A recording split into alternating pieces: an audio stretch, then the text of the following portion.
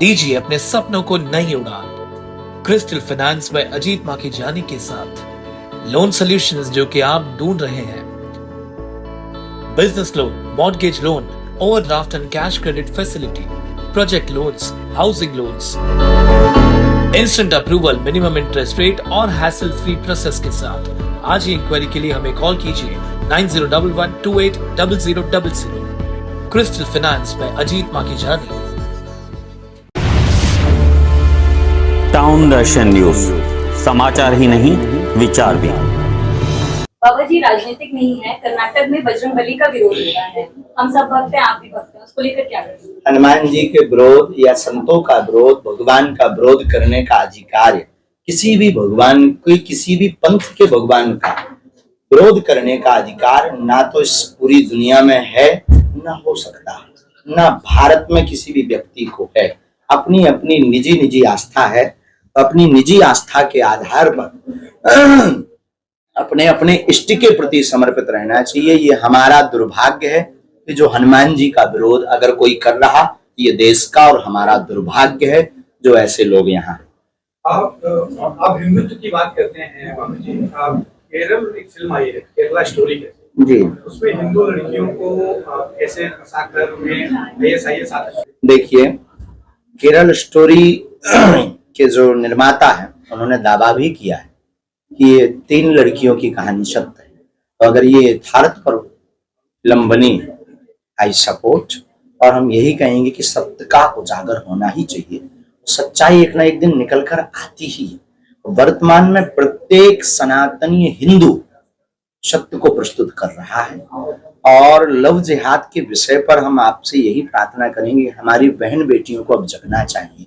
हमने एक बार एक बात बोली थी, तेल का कनिस्तर होता है, उसमें हाथ डाल दीजिए, फिर तिल के बोरा में हाथ डालिए, जितने तिल आपके हाथ में छप जाएं, इतनी बार भी कोई दूसरे मजहब या पंथ का व्यक्ति सौगंध खाए तब भी एक तिल बराबर भरोसा नहीं करना चाहिए। बाबा जी, लव जिहाद के बाद लैंड जिहाद का भी मुद्दा बहुत, लैंड जिहाद का भी मुद्दा भी आगे आ रहा है। पहले से हमें समझाओ, हम इससे जमीन कब्जा करना, उस पे मदरसा बना देना, मजार बना देना दुर्भाग्य है। ये हमारे आपके देखते हुए हो रहा है, ये दुर्भाग्य।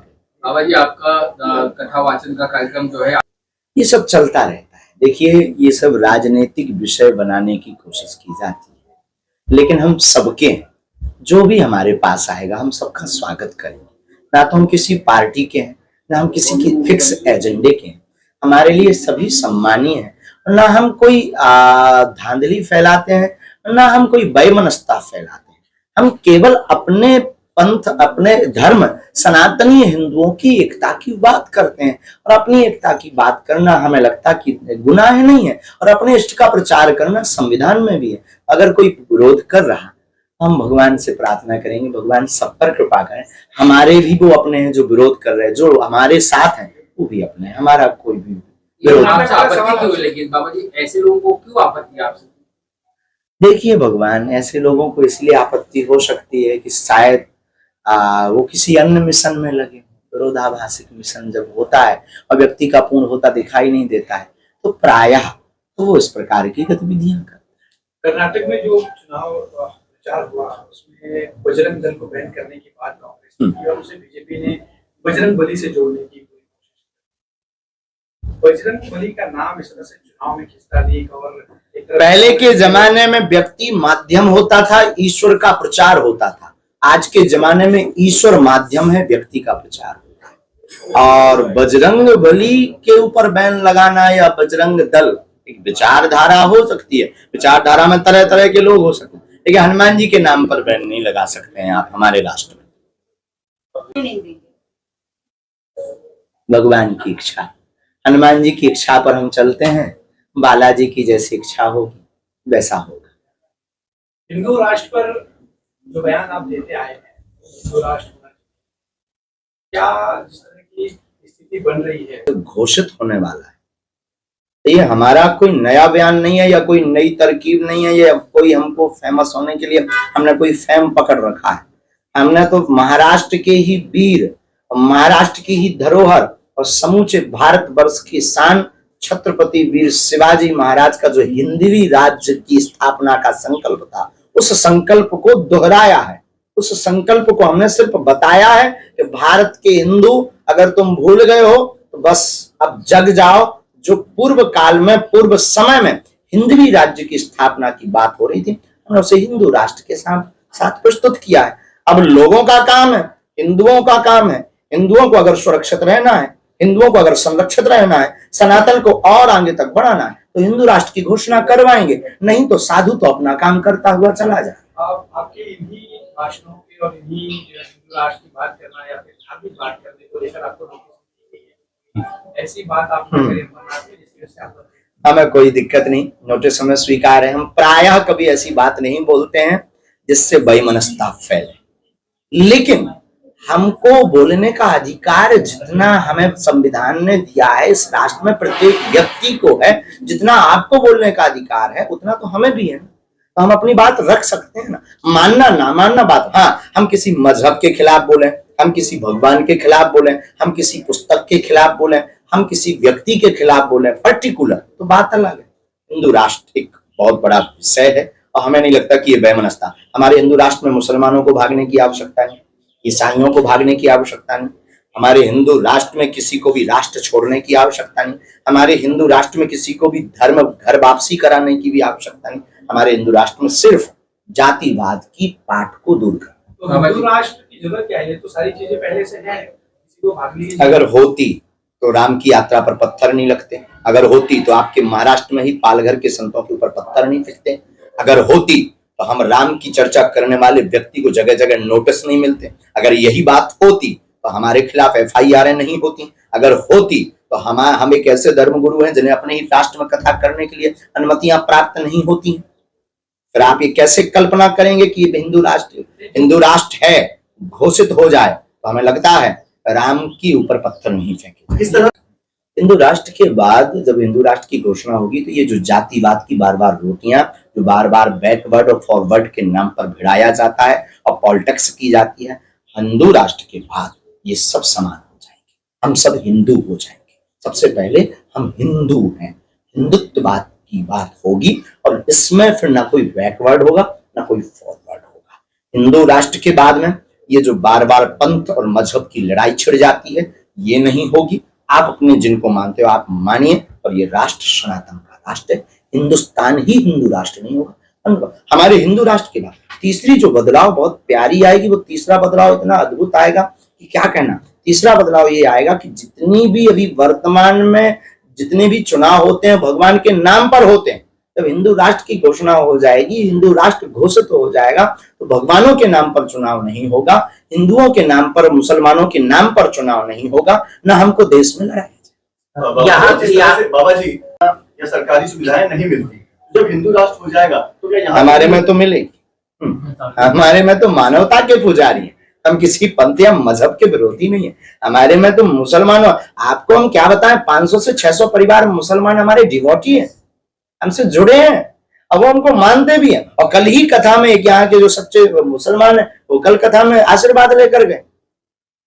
ये केवल और केवल हवा दी गई है कि हम मुसलमानों के खिलाफ हैं। अगर आपको ऐसा लगता है बाबा जी, तो आपकी कुछ भाषण मतलब जो कथावाचन में हमने सुना है कि आपके हिंदू राष्ट्र में हमको अगर हमारा देश की आबादी आज की तारीख में 142 करोड़ है, उसमें लगभग अगर हम लोग 80% है, तो इन 80% को 80% में जब सुरक्षित नहीं है, 80% में जब पत्थर घल रहे हैं, 80% में भी आपकी बहन और आपकी बेटी को लव जिहाद के नाम पर ले जा रहे हैं, 80% में भी आपकी जमीनों पर कब्जा अवैध किया जा रहा है, जो इन्होंने लैंड वाली बात की, 80% में भी आपको राम मंदिर बनाने के लिए 50 साल से ज्यादा लग गए, 80% में भी आप कृष्ण जन्मभूमि के अभी तक निर्णय नहीं करवा पाए, 80% में भी आप रहते हुए भी आज तक अभी तक खुल करके सनातन और हिंदुत्व की बात नहीं बोल पा रहे। क्या आप 80%?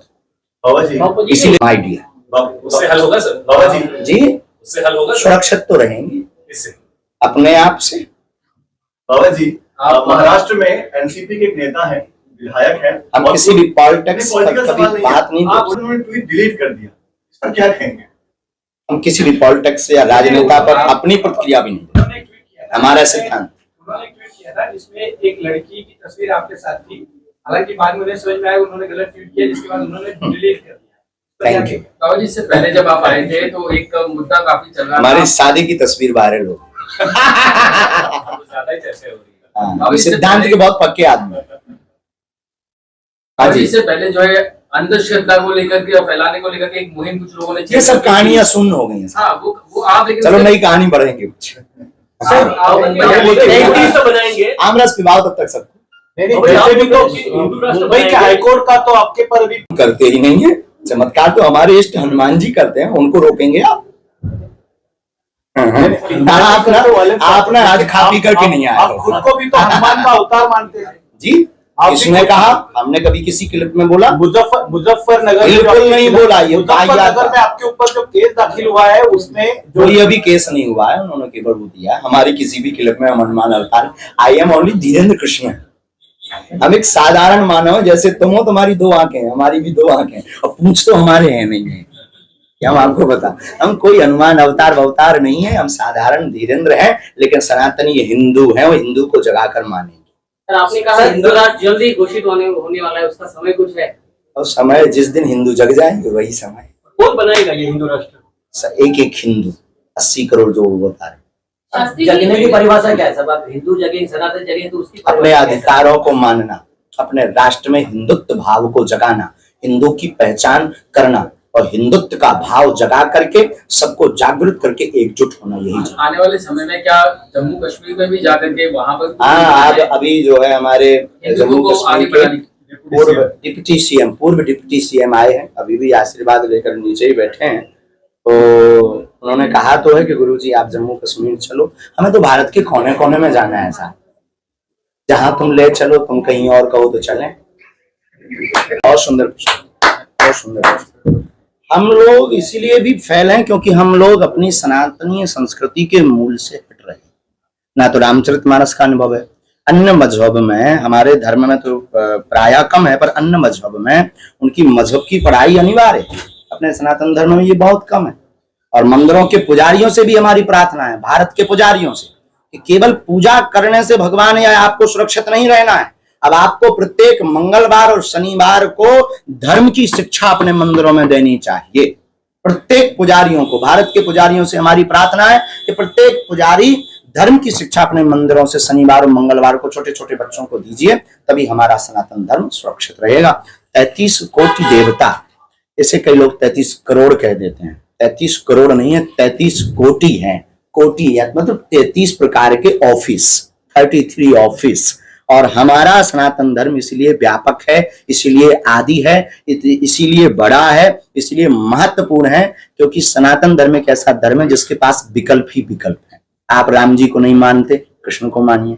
भगवान कृष्ण से आपकी नहीं बनती, हनुमान जी को जय हनुमान ज्ञान गुण सागर, उनसे नहीं बनती, आप पंडरीनाथ महाराज जी को मानिए, उनसे भी आपकी नहीं बनती, ओम जय जगदीश हरे, जय अम्बे गौरी। अन्य धर्मों में ऐसी व्यवस्था, मजहबों में ऐसी व्यवस्था नहीं है, उनके पास एक ही भगवान है, एक ही पुस्तक है। अपने पास तो 4 वेद, 6 शास्त्र, 18 पुराण, 108 उपनिषद, गीता, रामायण, महाभारत, हमारे पास अनंत बहुत सी व्यवस्थाएं।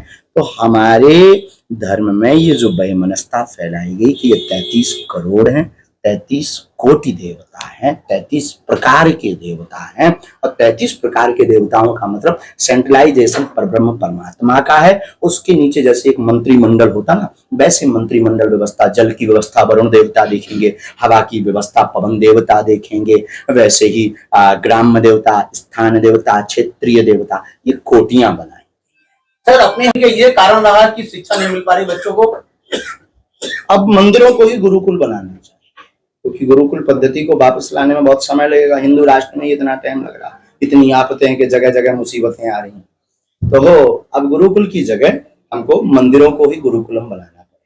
पसीना बहुत आ रहा, धन्यवाद। कथा में चलते हैं, फिर मिलते हैं। धीरेन्द्र शास्त्री जी साल भर तक उतरे फेमस नहीं थे, बट साल भर में जितना प्रोजेक्शन हुआ, लोगों का आपकी ओर जितना आकर्षण बढ़ते जा रहा है, मतलब जो भी मीडिया प्रोजेक्शन चला पिछले 2-3 महीने में, आपके एक साथ सारे नेशनल न्यूज चैनल पे आपके इंटरव्यूज हुए, आपकी ओर लोगों का आकर्षण बढ़ते जा रहा है। क्या ऐसा है कोई पॉलिटिकल पार्टी समूचे मीडिया जगत कर रही है?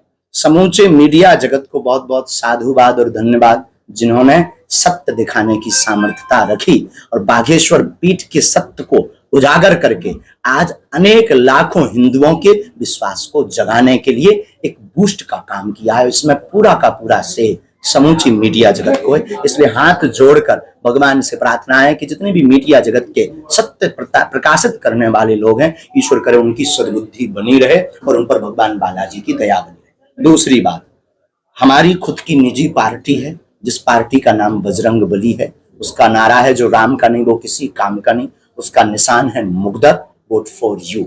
हम किसी पार्टी के न सपोर्टर थे, तो जब तक प्राण रहेंगे तब तक हम नहीं रहेंगे। और राजनीतिक विषय से हमको कोई भी पार्टी खींचने का कोशिश नहीं कर। धन्यवाद। तो भाजपा का एजेंडा है, तो वही एजेंडा लेके आप चल रहे हो? नहीं भगवान, ऐसा नहीं है। हिंदू राष्ट्र हिंदुओं का एजेंडा है। आप पार्टी से जोड़ रहे हो, ये आपकी मानसिकता है। सर आप हिंदू को कैसे करते हैं, क्योंकि अगर लोकसभा के चुनाव में देखा जाए, पागलों, यही कहना है कि आप सब जब तक सनातन की गुहार को बहाते रहेंगे तब तक हम आते भी रहेंगे। और एक दिन ऐसा आएगा कि मुंबई भी माधव नगरी बनेगी। नाम बदलने की बात नहीं हमने की है कि आप लोग फिर से ट्रोलिंग करो दूसरों। मुंबई को माधव नगरी बनाने का मतलब है धर्म नगरी। मुंबई जो अभी केवल माया नगरी कहलाती है, वो माधव नगरी बने। इसलिए हम बार बार मुंबई आ रहे हैं और फिर वही बात कहेंगे, हंसा करो, हंसाया करो। बागेश्वर धाम अपने बाप का घर है, आया जाया करो। टाउन दर्शन न्यूज, समाचार ही नहीं विचार भी।